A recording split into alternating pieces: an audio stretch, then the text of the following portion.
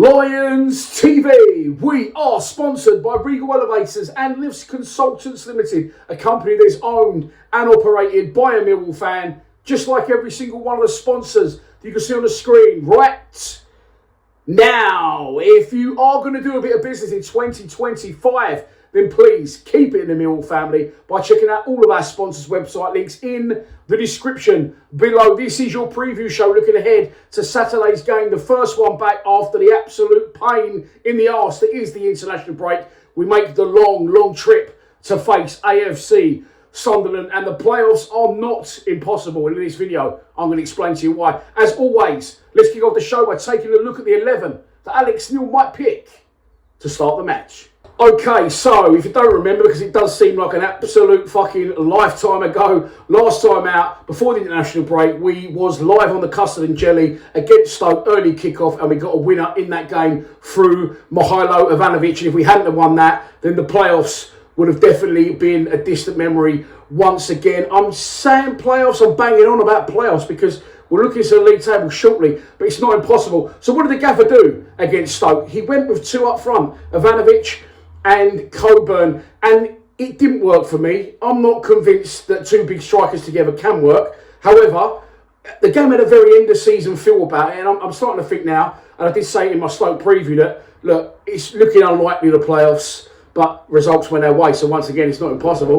And I feel it might be time to experiment. He did have a very end of season on the beach feel about it, and I don't mind him going with that if that's what he wants to go with next season. He's best off trying it out now for the last 10 games instead of doing nothing all summer and then or trying it against teams like fucking Dartford and whoever in shit friendlies, Gillingham. He's better doing it now than in those friendlies or in the first 5 to 10 games of next season before he realises it doesn't work. I said I didn't really feel it worked with Ivanovic and Coburn up front, but they're going to need time to play together. You've got to give them sort of 10 games minimum to play together, and I think he may well stick with that towards the end of this season. I don't think we'll do it at Sunderland. I'll get into my team in a minute. Any new injury worries? George Honeyman limped off in the Leeds game. Oh, shame that one. So he's not going to be, obviously I hope he's not injured, and he's not hurt, but I don't mind so much that he's not in contention for the game. Other than that, I think someone else limped off, but I can't remember who it was. And he finally dropped the elusive Luke Kunda as well, didn't he?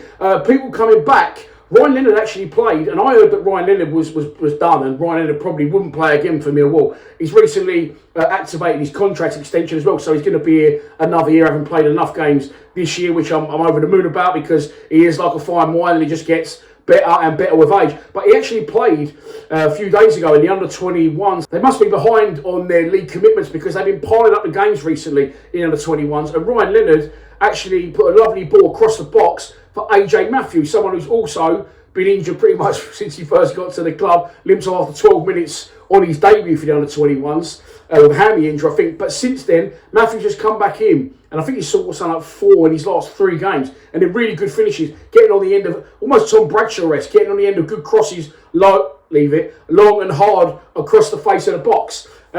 So will Matthews be in contention as well? Potentially, I think it will give us a different angle with obviously there are only 2 current fit strikers with Coburn and Ivanovic, to my knowledge. I'm not sure where Langstaff is. I see him do a bit on Sky the other day for the Notts County game. And of course, Camille Nesley is also injured. So what would the gaffer do at Sunderland? I'll tell you the team that I would go with, and I don't think it will be a million miles from it. Obviously, it's going to be Jensen in goal with Robert Steele suspended, but he wouldn't get in anyway. Right back, I think it will be Wes Harding. Left back, Joe Bryan. Centre backs, Jaff and Coop. Central midfield, I would go with a 3. And I would go with Mitchell, Denor and Saville. With a lot of you want Denor in that 10, always get it in the comments. So stick Denor in the 10. He's having a lot more goal involvements now and getting on the score sheet himself. So Denor in that 10. And then I would have Amaka on the right, Aziz on the left, if he's fit. And up front as a lone striker, Josh Coburn. Go through the team. The left back, the 2 centre backs, goalkeeper, self-explanatory. The right back, I just feel that, look, Kramer's done really well since he come to the club. Coming to a struggling side, got a few man of the match, a few assists himself. But he's not a right back, and I think that's becoming more and more evident as it's going on. I'm not saying he's been playing bad by any stretch, and I know that Wes Harding isn't a right back either, but I just feel he offers a bit more defensively as well as a bit more pace. going forward. And of course, he scored against Crystal Palace in the FA Cup. Forgot about that for a minute. This 2-week break has seemed to have completely wiped my memory. Seems like it's been about 2 months. I've been doing all sorts, walking, playing table tennis, been up to all sorts of shit to try and occupy my mind. But yeah, it seems like a lifetime ago. But I'll go with Wes Harden at right back. The central midfield area. This 10 for me is a luxury player that I've decided, in my opinion, that we can't have. Because if someone plays in a 10, it's going to be someone playing there who's not really a 10, and they're going to just be completely lost because they're not getting the service from the midfield. They can't link the play with the striker. They haven't got that flair, that extra little bit of ability, that bit of magic. So for me, it's lost and wasted. And I think that proved a point that potentially I could have been right on for once. When Billy Mitchell come on for Honeyman away at Leeds and Mitchell went into the 3-man midfield. And I just feel it gives us more of a core, a bit more stability, a bit more strength, a bit more drive. So those three can, take turns in going. One can sit, two can go, and keep alternating it. I just feel with that would be a bit more of a core, a bit more compact and sort of drive forward as a unit a little bit better. On the right, I would have Idemo Maku, as I've explained a million times. Aziz and Amaku play the same position potentially, but Aziz loves to go at people and cut inside. We've seen him do it a million times and score some good goals as well. Twice at Leeds. One with a deflection, of course. For me, it doesn't work with Amaku because he's right-footed, but he doesn't like to cut inside really. He prefers to go and hit the touchline. And then his left-foot deliveries, he cut one back for Casper the North, didn't he, at Watford, but it's not always fantastic. So for me, I'd have him on the side that he should be on. Aziz on the left. I don't think he's going to be fit. And in that instance, I think he might play Luke Cundle one side and he might play Amaku the other to tuck back in. I hope he doesn't play Bangeru Williams. Let me finish. I hope he doesn't play Bangeru Williams wide because for me, he's a fucking unit as well, by the way. Bangeru Williams, big old lump, and I'd like to see him, if someone's going to do that 10, I feel we can do it. But I feel 10's a bit lost on us at the minute. So, what's wrong with your 10? Receiving the ball from a midfielder, holding the ball up, getting into the striker, getting beyond the striker, linking play, controlling it, and putting it wide to your wide men. I like the idea of a 10, but at the minute it's not for me, and I don't like Bangeru Williams wide for me. He's not quick enough. He's quicker than me, obviously, but I don't. Maybe he's one of them players that glides and doesn't look like he's running fast, but he looks a little bit short of fitness and a little bit short of pace at times. He's a brilliant young talent. I'm not going to say ship him off to Bromley just yet. And up front, Josh Coburn, the garlic and herb, is a cult hero at Millwall. He already is. He always will be. He's for us, isn't he? We're all over him. We love him.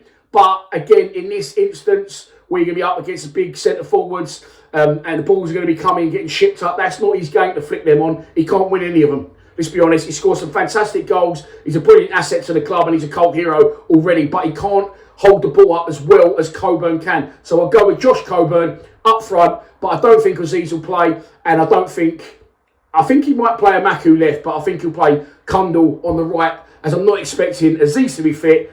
Let's move on to our opposition. As we've already mentioned, is Sunderland. Managed by Reggie Lebris. They was absolutely flying at the start of the season. They've maintained it, to be honest with you, better than I thought they would. They are starting to not slip slightly, but they're in a bit of no man's land as they currently sit. Fourth in the table. As you can see, they are currently 11 points off the automatic promotion places, but 12 points clear of the chasing playoff pack. So I think they're in a sort of in between a rock and a hard place, and the season's not done for them. Of course it isn't. They'll keep pushing, but I think realistically they know they're not going to catch the top two, and they're not going to drop out the playoffs either. I think Coventry almost going to be pretty much nailed in there now, and that sixth place is still available. If we do get the win on Saturday, it could see us go back into the top 10 and potentially, if other results go our way, just 3 points off the playoff places. That's what I'm saying. It is definitely all to play for. We usually do right up at Sunderland. We usually get a point. Predictions coming in a minute. But in their last 5 league games, Sunderland won't be too happy with their record because they have won 2, lost 2 and drawn 1. They're coming into this game off the back of a spanking.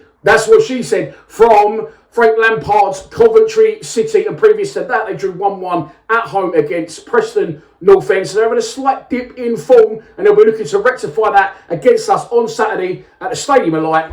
Let's move on to a prediction. And so, this is your pre-match prediction, and here we go. I am going to go for a 1-1 draw up at the Stadium of Light. I'm going to go for Jake Cooper to put us in front, but Sunderland to keep at it and peg us back. It will be a very good point on the road, and in my opinion, potentially depending on results elsewhere, could keep us in the playoff hunt. And so that's it for this preview show. I hope that you have enjoyed it. I won't be travelling to Sunderland on Saturday, and I also will not be streaming, unfortunately. I do apologise. It is my youngest son's birthday. It was yesterday.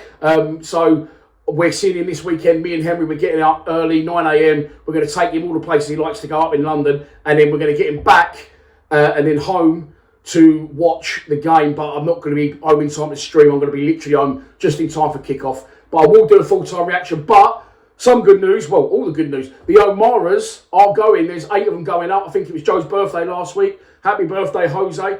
And they're going for a little celebration. So Connor, Pete, Kieran, Joe are all going up there for the whole weekend. So there'll be a full-time reaction from the Stadium of Light, as well as O'Mara Cam. I'll throw my 2 penneth worth in as well. And there'll be plenty of content. Let's hope we're celebrating 3 points. I'm pretty sure I've said this once already, but that definitely is your lot. No stream. I do apologise for that, but I'm going to give you a lovely little reward.